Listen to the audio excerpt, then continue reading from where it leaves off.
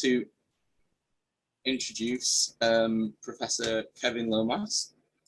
So Professor Lomas is a professor of building simulation in the Building Energy Research Group, also known as BERG, here at Loughborough University, and is based in the School of Architecture, Building and Civil Engineering. And he's one of the 3 directors of ERBE and LOLO.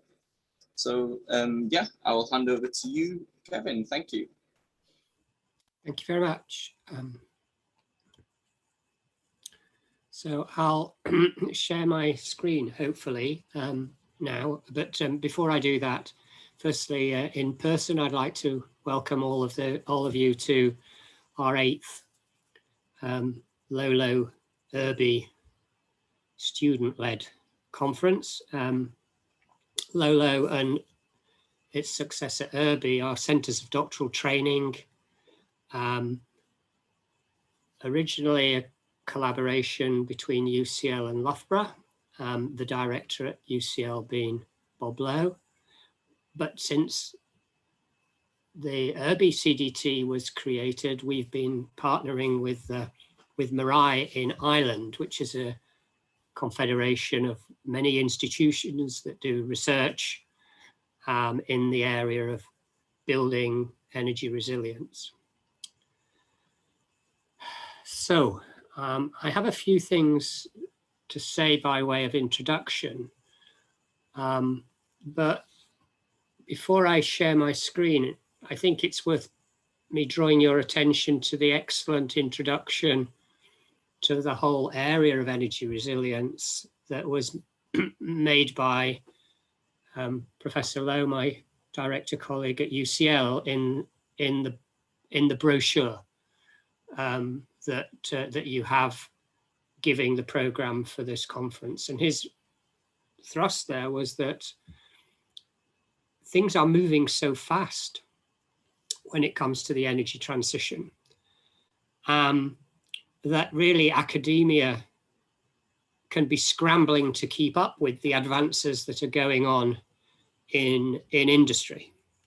And so much of our work needs to progress at a much faster pace, be embedded with the needs and concerns of industry, and perhaps that means sometimes being less theoretical and more practical in what we do in pursuing our PhD and other research.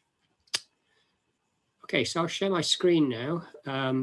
Hopefully it will look something like this. Can you just confirm that you can see my screen? Yeah. Maybe someone or put their thumb up if you can see me. Yep, it's okay, good, okay. So the title of the conference is How the Built Environment Can Contribute to the Clean Energy Transition. And we have this nice diagram with 5 areas in which the conference is focused, picking up on the areas of concern that might be discussed at the next COP meeting in the middle of winter in Scotland, where the warming climate might be less obvious. I want to say something about each of these 5 areas, and it's nothing I say is particularly trenchant. It reflects my current research interests, but hopefully will give you some food for thought in your own work and your own reflections on the energy transition. Right, let's see if I can move through my slides. See what happens next. No. Ah, yeah. Oops. Ah, there's a bit of a lag. Right, got there. So talking about adaptation and resilience first, colleagues and I have just finished work doing a survey of English homes. And that survey and monitoring was done during the summer of 2018. And interestingly, the Met Office tell us that the summer of 2018 is typical of the summers that we'll experience in 2050. And our work showed that around 4.6 million English homes, that's about 19% in total, overheated, and in particular had overheated bedrooms. And of course, sleep deprivation can have long-term health and well-being effects. And so we should be concerned about this. As the diagram on the right shows, small homes and flats tended to overheat significantly more than houses and bungalows.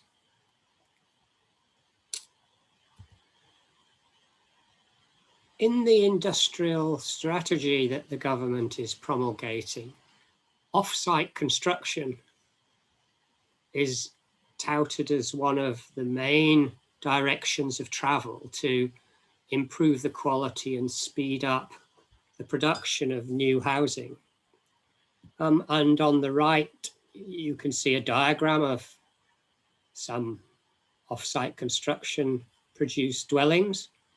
Very often these sorts of dwellings are thermally lightweight because the components have to come on a lorry and they're craned into place on site. And as in this example, all too often, that thermally lightweight, well-insulated structure is teamed up with rather large areas of glazing. So these sorts of dwellings are quintessentially the types of dwellings that are more prone to overheat. And so, although off-site construction per se needn't lead to overheating, the manifestation of off-site constructed homes often does render them more liable to overheating.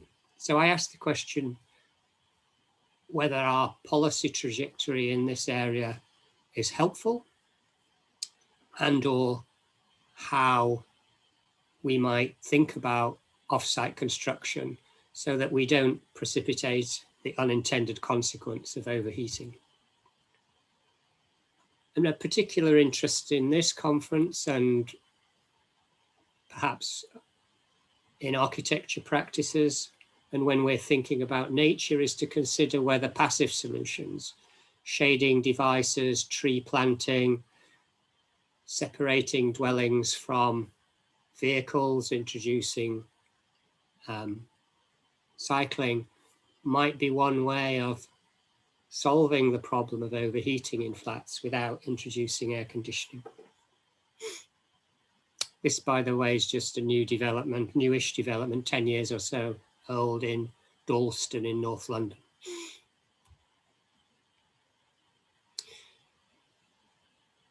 One of the other areas the conference is considering is finance and the energy transition.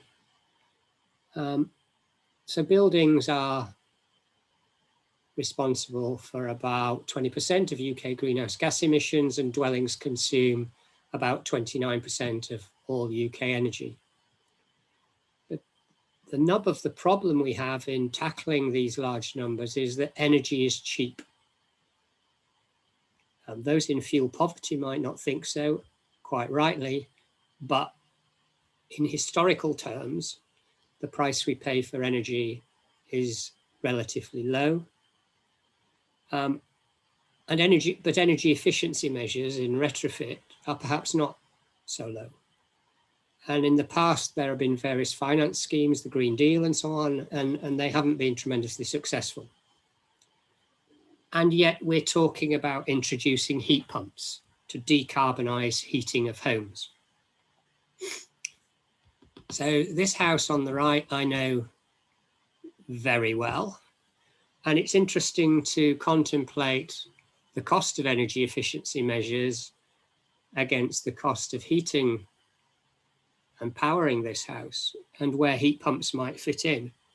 So I have some excerpts from the energy performance certificate for this house, and it shows that it has an energy performance of D, 62 rating, which is absolutely typical average for UK homes. And the certificate says there's a potential to move the rating up to C with some energy efficiency measures. Now, I don't want to go through all the measures that the EPC suggests, but one of them is floor insulation. And we can see here that by spending £800 to £1,200, we can save £83 a year. So in about 10, 11, 12 years, floor insulation might pay back. And together with another recommendation I won't touch on, this lifts the EPC rating from 62 to 66. If we look at solar water heating, on the other hand, the typical installation costs might be £4,000 to £6,000, with a typical yearly saving of £30. This was actually on the EPC as a recommendation 4. So if you want to wait 200 years to get your investment in solar water heating back, even at simple payback, then do consider solar water heating. I guess most people wouldn't. PV, on the other hand, has crashed in price, and one can make substantial contribution to energy demand, saving about £300 a year in this house, and that would pay back in, say, 12, 13 years. What happens if we add heat pumps into the mix as a recommendation 6? Well, roughly, when I look it up, they're costing £4,000 to £8,000, and typically you might save nothing in your energy bill. And so you have an infinite payback time. So the point I want to make here is that introducing technologies like heat pumps are not just a kind of technological problem, or they're to do with the cost, and they're to do with how one might encourage and represent their benefits in things like an EPC.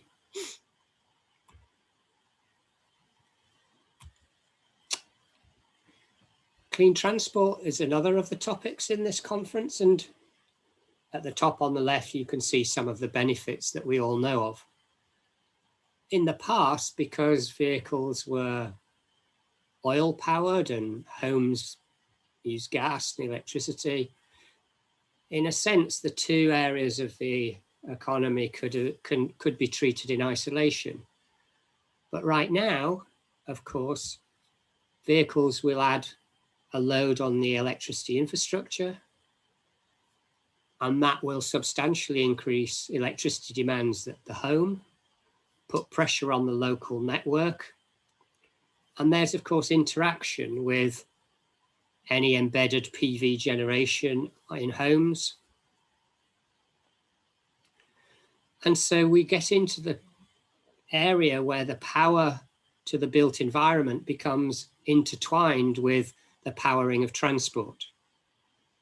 And we have to think about control, when a home's heated electrically, when a car's charged electrically. So we need flexibility in those two things. And of course, there's discussion about vehicle to grid and so forth, using the batteries of vehicles for storage. Finally, I thought I'd talk about nature, because this can easily be forgotten in the whole technological narrative around our energy futures and so on. On the right then is a diagram showing what are called the ecosystem services that nature provides. And one of these is regulating and controlling the climate. And of course, that's important because plants sequester carbon. Without them, global warming would have occurred a long, long time ago. They improve air quality, and that's important in the built environment for natural ventilation of buildings.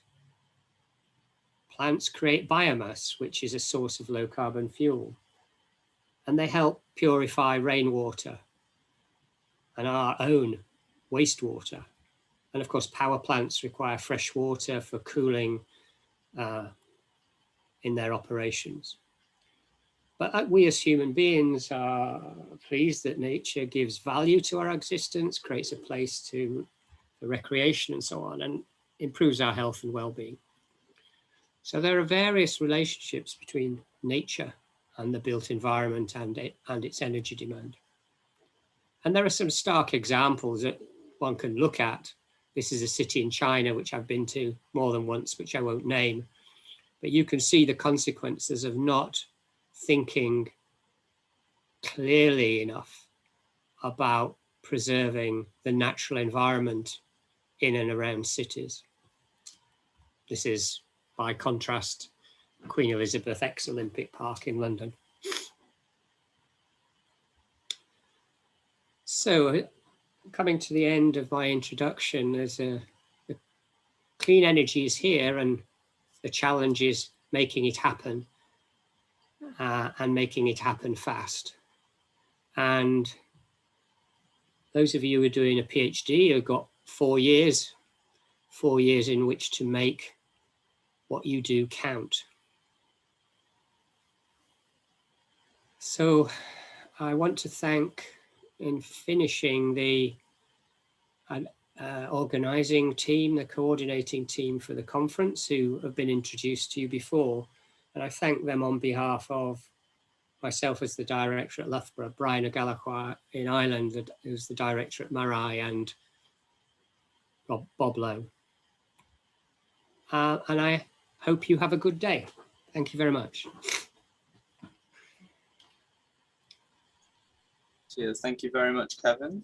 Just before I start sharing my slides again, I've got a question that came in from David Vincent, just relating to the future of office space and the conversion to residential units. And it just asks, how can we avoid the creation of converted dwellings which overheat? I just wondered if you had any insight into that one. I don't, on that specific and kind of politically charged issue of office to dwelling conversion, I can't comment. What I will comment on is that the drift to removal of guidelines, standards, planning permissions, and the like can all sound very attractive. But as David himself will know from watching many YouTube commentaries on the Grenfell disaster, there can be terrible and unwanted consequences of having a bonfire of red tape. So it seems to me it's a question, when it comes to converting offices, of thinking about how to control that and enable it to happen safely, effectively, and in a way that creates healthy, livable spaces for people, which is all a lot of waffle, but I hope of some help. Yeah. Thank you very much. Presentations and the posters throughout the rest of the day. So, without further ado, everybody, I'm glad to be presenting today the first paper of my PhD, which is titled Coupling Floating Offshore Wind with